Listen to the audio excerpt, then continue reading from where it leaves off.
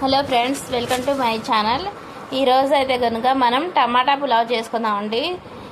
మరి దీనికి కావాల్సిన పదార్థాలు, తయారీ విధానం ఎలాగో చూద్దాం. ముందుగా నేను ఒక గ్లాస్ బాస్మతి రైస్కి గాను ఒక గ్లాస్ నార్మల్ రైస్ తీసుకున్నానండి. దీన్ని 1-2 సార్లు కడిగి నానబెట్టి ఒక అరగంట సేపు పక్కన ఉంచుకోవాలి. ఈ లోపుగా అర కేజీ టమాటాలని తీసుకున్నానండి. అర కేజీ రైస్కి ఇవి మనకి పట్టుకుంటే నీకు కొంచెం గట్టిగా ఉండాలండి. ఈ విధంగా నేను టమాటాలని తీసుకున్నానండి. నాకు దొరికినవి చిన్న చిన్న ముక్కలుగా కట్ చేసి పక్కన పెట్టుకోవాలి. కానీ దీనికి ముక్కలు అంటానండి నేనైతే. ఇలా గ్రైండ్ చేసేటప్పుడు ఇవి లేకుండా ఇలా గ్రైండ్ చేసుకోవాలండి. ఇప్పుడు ఒక గిన్నె పెట్టుకొని గిన్నెలోకి ముందుగా మనం 3 స్పూన్ల ఆయిల్ వేసుకోవాలి. ఆయిల్ కొంచెం హీట్ అయిన తర్వాత లవంగాలు, దాల్చిన చెక్క, యాలక్కాయలు వేసుకున్నానండి. అంతే అండి, చాలా సింపుల్గా. మీకు ఎక్కువ మసాలా దినుసులు ఇష్టమైతే మీరు వేసుకోండి. నేనైతే కనుక చాలా సింపుల్గా లవంగాలు, దాల్చిన చెక్క, యాలకులు మాత్రమే వేసానండి. ఇవి కొంచెం దూరగా వేగిన తర్వాత ముందుగా కట్ చేసి పెట్టుకున్న 2 మీడియం సైజ్ ఉల్లిపాయలని కూడా వేసుకోవాలి. ఈ ఉల్లిపాయలని మనం కొంచెం దూరగా వేయించుకుందామండి. మరి బ్రౌన్ కలర్ రానవసరం లేదు. ఇవి కొంచెం లైట్గా వేగితే సరిపోతుంది మనకి. ఇవి ఇలా దూరగా వేగిన తర్వాత ఒక చిన్న కప్పు అల్లం వెల్లుల్లి పేస్ట్ని కూడా వేసుకోవాలండి. ఇది ఒక 75 గ్రాముల అల్లం వెల్లుల్లి పేస్ట్ అండి.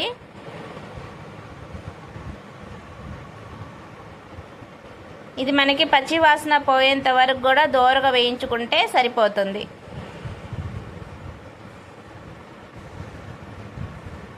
ఇప్పుడు మనకి ఇవి దోరగా ఇలా వేగిపోయింది కదండి. పచ్చిమిరపకాయలని 3 వేసుకుందామండి. ఇప్పుడు ఈ పచ్చిమిరపకాయలని కూడా కొంచెం దోరగా వేయించుకుందామండి.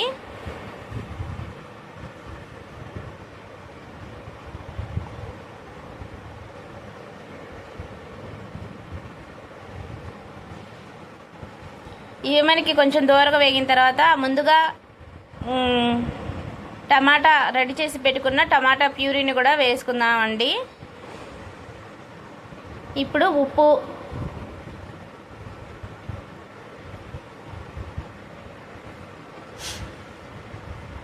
అలాగే ఇప్పుడు ఒకసారి బాగా కలుపుకుందాము. ఇవి కొంచెం పచ్చివాసన పోయిన తర్వాత 1 స్పూన్ కారము, 1/2 టీ స్పూన్ పసుపును కూడా వేసుకోవాలండి.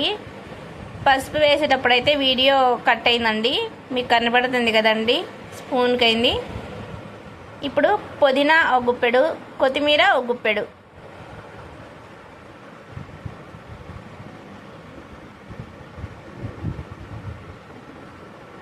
వేసుకోవాలి.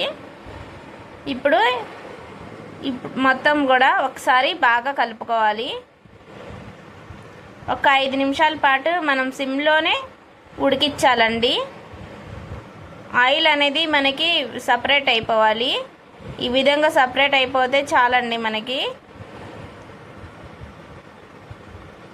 వెసరు కోసం ఒక గ్లాసుకి గ్లాసున్నర చొప్పున నీళ్లు వేసుకోవాలండి. నేను తీసుకున్న 2 గ్లాసులకు గాను 3 గ్లాసుల వాటర్ అయితే వేసుకున్నానండి.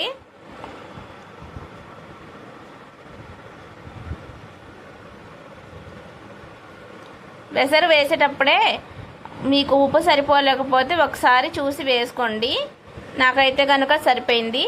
ఇప్పుడు ముందుగా నానబెట్టుకున్న బియ్యాన్ని నీళ్లు వంపేసి బియ్యాన్ని వేసుకోవాలండి.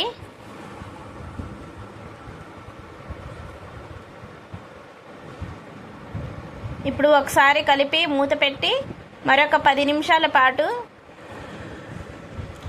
మీడియం ఫ్లేమ్లోనే మగ్గించుకుందామండి. మూత పెట్టేసి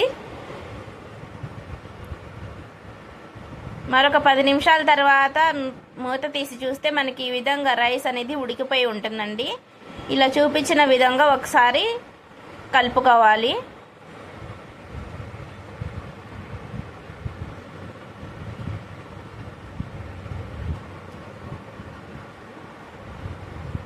ఇప్పుడు మరొక 5 నిమిషాల పాటు సిమ్లోనే దమ్ చేసుకుందామండి. మరొక 5 నిమిషాల తర్వాత మూత తీసి చూస్తే మనకి టమాటా పులావ్ అనేది రెడీ అయిపోతుందండి. చాలా ఈజీ అండి. మీకు కనుక నా వీడియో నచ్చినట్లయితే లైక్ చేయండి, షేర్ చేయండి, సబ్స్క్రైబ్ చేసుకోండి ఫ్రెండ్స్. టమాటా కర్రీ చేసినంత ఈజీగా చేసేయచ్చండి టమాటా పులావ్ ఉంది. ఇది లంచ్ బాక్స్లో కానీ లేదా కూరగాయలు ఇంట్లో ఏమీ లేనప్పుడు ఇలా సింపుల్గా చేసేసుకోండి. లైక్ చేయండి, షేర్ చేయండి.